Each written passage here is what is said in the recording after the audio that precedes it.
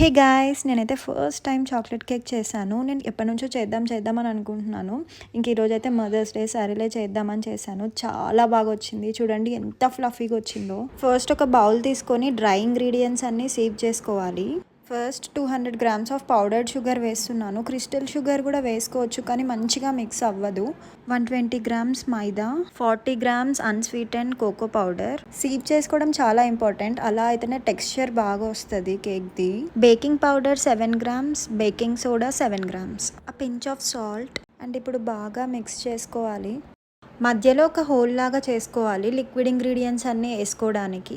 నేను చేసే క్వాంటిటీకి 1 ఎగ్ సరిపోతుంది. 60 ml refined sunflower oil, 120 ml of milk, room టెంపరేచర్లో ఉండాలి. 1 tablespoon vanilla extract. This is completely optional, వేసుకుంటే మంచి ఫ్లేవర్ వస్తుంది.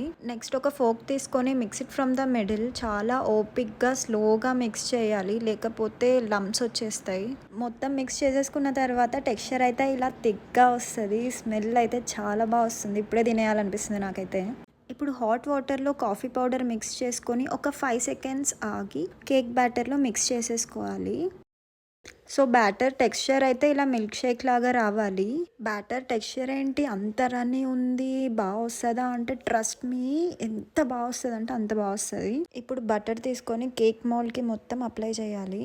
నెక్స్ట్ పాచ్మెంట్ పేపర్ మౌల్ సైజ్కి కట్ చేసుకొని ఫిక్స్ చేసుకోవాలి, సో కేక్ అతుక్కోకుండా ఉంటుంది. కేక్ మౌల్డ్లోకి బ్యాటర్ అంతా వేసేసుకొని next it's time to air fry it.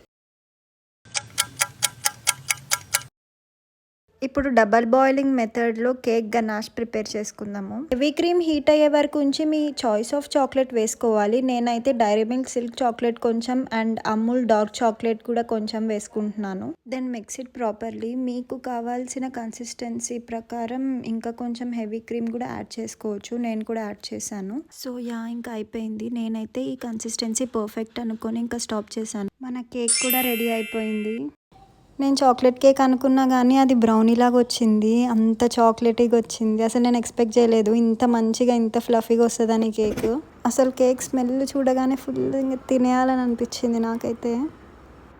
వచ్చింది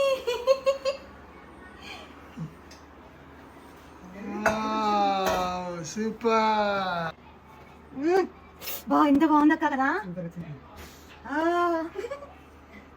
తర్వాత నేను చాక్లెట్ గనాష్ తయారు చేసుకున్నా కదా, అది స్ప్రెడ్ చేసేసా. కేక్ మొత్తము ఈవెన్గా స్ప్రెడ్ చేసుకోవాలి.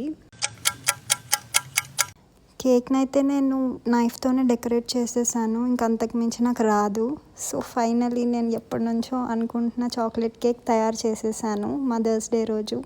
ఈ వీడియో కనుక మీకు నచ్చినట్టయితే please like, share and subscribe to పూజితతో ముచ్చట్లు. సూపర్.